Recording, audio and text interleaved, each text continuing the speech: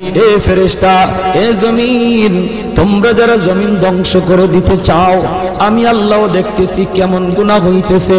যেই মানুষে আমি আল্লাহ এত আদর করে বানাইলাম, আসমান আল্লাহ বানাইছেন কুন ফায়াকুন বইলা, ফেরেশতা আল্লাহ বানাইছেন কুন ফায়াকুন বইলা, জমিন আল্লাহ বানাইছেন কুন ফায়াকুন বইলা, কিন্তু আমারে আপনারে আল্লাহ পাক কুন ফায়াকুন বইলা বানায় নাই।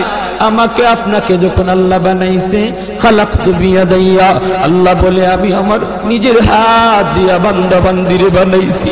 কারণ এই চেহারার মধ্যে এত দামি কপাল, ওই কপাল দিয়া বান্দা আমার কুদরতি কদমে সাজদা দিবে।